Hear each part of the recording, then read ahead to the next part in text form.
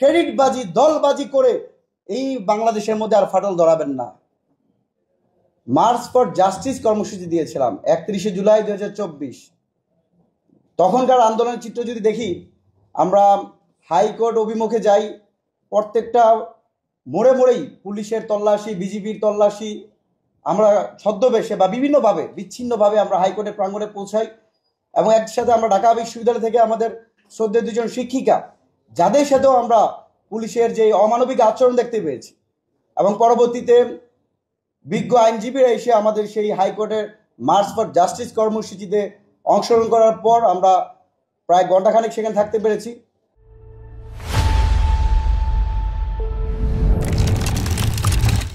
এই যে আজকে যে অভ্যুত্থান, সেখানে আপনি যদি দেখেন 31শে জুলাই 2024, সেখানে যদি তাকিয়ে থাকেন, আমাদের শীর্ষ সমন্বয়ক তৎকালীন সময় যারা ছিলেন অনেকেই গুম খুন এবং বর্তমানে অনেকেই বলা হয় সেফ এক্সিট বা হোম সেফ ছিলেন, কিন্তু তখনকার যদি ছবিগুলো তাকান, সবগুলো দেখবেন অধিকাংশ 60% উপরে যে শিক্ষার্থীরা ছিল তারা সবাই ছিল ছাত্র অধিকার পরিষদ নেতৃবৃন্দ। আজকেই দেখতে পারবেন 31শে জুলাই নিয়ে। সুতরাং ছাত্র অধিকার পরিষদ নেতৃবৃন্দরা বারবার যখনই সংকট এসেছে, জীবন এবং বুলেটের মধ্যে সবসময় তারা বুলেটকে বেছে নিয়েছিল। আমরা আজকে দেখতে পেয়েছি অভ্যুত্থানের অন্যতম নায়ক এবং নেতৃত্ব দানকারী নাহিদ ইসলাম আজকে একটা পোস্ট দিয়েছেন, সাদেক কায়েম থেকে শুরু করে বিভিন্ন মানুষকে এঙ্গেজ করে।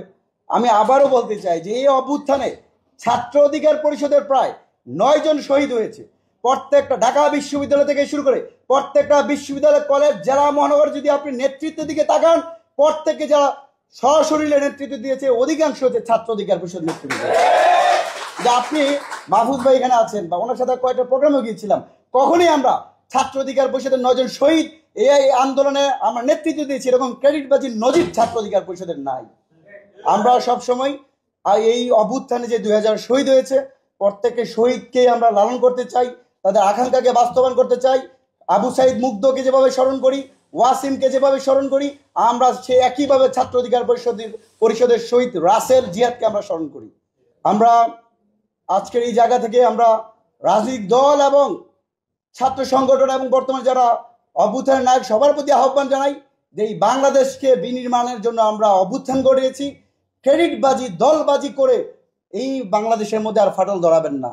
এই মঞ্চ থেকে আমরা বলতে চাই, বর্তমানে জুলাই সনদ হচ্ছে, বিভিন্ন রকম আলোচনা হচ্ছে, নূর ভাই এখানে আছেন, আমরা তার প্রতিশো অন্তর্বর্তীকালীন সরকারের প্রতি আহ্বান জানাই 2018 সালের কোটা সংস্কার থেকে শুরু করে কিশোর বিদ্রোহের মাধ্যমে রাষ্ট্রকে যে চ্যালেঞ্জ করা হয়েছে, সেই অবশ্যই এই অভ্যুত্থান হয়েছে জুলাই সনদে অবশ্যই নিরাপদ সড়ক আন্দোলন এবং 2018 সালে কোটা সংস্কার আন্দোলনকে অবশ্যই অন্তর্ভুক্ত করতে হবে।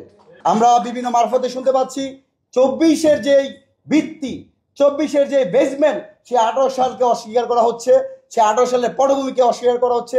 এইরকম যদি বিকৃতমূলক একটা জুলাই সনদ আসে, তাহলে কিন্তু ছাত্র সমাজ কোনোভাবেই সেটাকে সম্মান জানাবে না।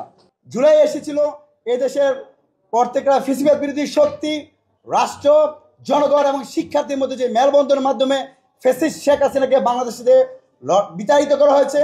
একইভাবে আমরা জুলাই দাঁড়িয়েছি, সবার প্রতি আহ্বান জানাবো জুলাইয়ের যে মর্যাদা, জুলাই যে ঐক্যের প্রতীক, সেই ঐক্যের দিকে আমরা দাবিত হই আমাদের স্বপ্নের বাংলাদেশ বিনির্মাণ করব। For more updates, follow us on Facebook, subscribe our YouTube channel, get the latest update on www.daily-sun.com.